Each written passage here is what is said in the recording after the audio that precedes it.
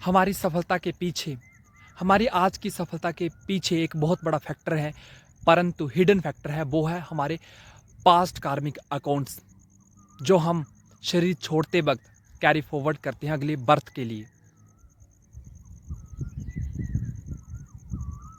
जो कि हमारे आज की सफलता या असफलता के लिए एक बहुत बड़ा कारक है।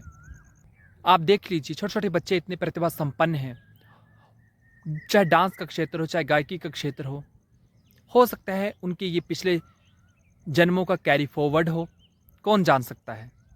कोई बहुत कम मेहनत करते हैं लेकिन उनको सफलता बहुत अधिक मिलती है, कोई बहुत अधिक मेहनत कर रहे हैं लेकिन फिर भी उन्हें सफलता उतनी नहीं मिल रही है, क्योंकि अगर हमने दूसरों की सफलता के मार्ग में अड़ंगे डाले हैं अगर पास्ट में, तो आज हमें इतनी आसानी से सफलता नहीं मिल सकती।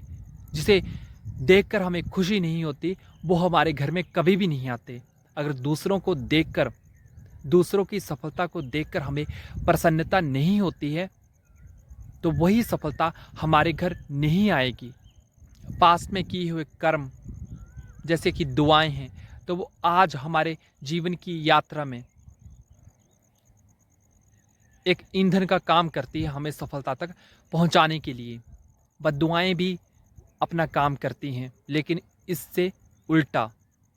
मानो कि आज कोई 100% मेहनत कर रहा है लेकिन पिछले का -40 उसका बकाया है, तो आज उसको 60 मिलेगा। लेकिन कोई 60% कर रहा है लेकिन पिछले का +40 चल रहा है, तो आज उसको 100 मिलेगा। लेकिन हमें हाथ पे हाथ धर के नहीं बैठ जाना है कि हमारे तो पास्ट कार्मिक अकाउंट्स ही ऐसे हैं, हम क्या कर सकते हैं, हमारी किस्मत ही ऐसी। नहीं, हमें दिल शिकस्त नहीं होना है। वर्तमान अब भी हमारे हाथ में है। और एक बात याद रखें कि पास्ट का तो -40 चल ही रहा है, अभी हमने प्रेजेंट हमारे हाथ में है, लेकिन प्रेजेंट में हम दिल शिकस्त हो गए तो प्रेजेंट वाला भी नेगेटिव में चला जाएगा। कि अगर हम पहले 100% देते थे, दिल शिकस्त हो जाएंगे तो हमने 80 दिया, तो पहले 100 में से 40 माइनस होता था, लेकिन अब 80 में से होगा, तो और लॉस हो गया। तो पास्ट का तो है ही है, लेकिन अब हमने प्रेजेंट भी वैसा बना दिया। तो इसको एक विशियस साइकिल ना बना दें कि पास्ट ऐसा था तो प्रेजेंट ऐसा हो गया, प्रेजेंट ऐसा है तो फ्यूचर भी ऐसा हो गया। जब बाढ़ को आग लगती है तो उस बाढ़ को काटना पड़ता है। याद रखें कि एक अच्छा कर्म बहुत सारे अच्छे कर्म कराता है, लेकिन एक अशुभ कर्म बहुत सारे अशुभ कर्मों की ओर धकेल देता है।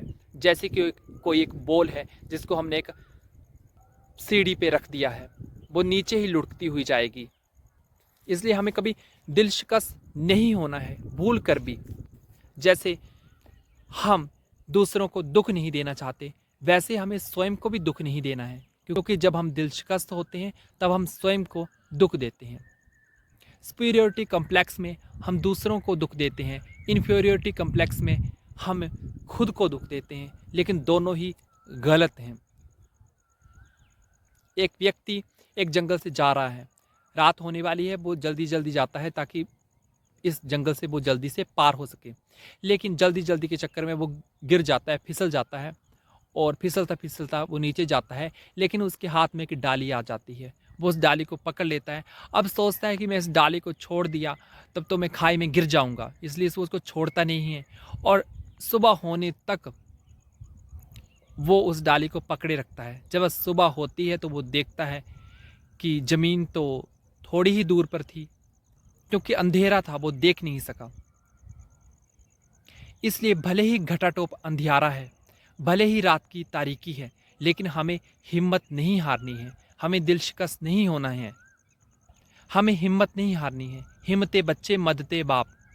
हिम्मत का एक कदम हमारा और मदद के 1000 कदम बाप के, परमात्मा के।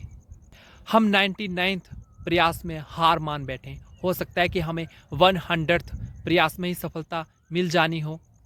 सफलता हमसे थोड़ी ही दूर पर हो, लेकिन हम दिल शिकस्त होने के कारण उस तक पहुंच नहीं पाते। इसलिए बी पॉजिटिव, बी हैप्पी।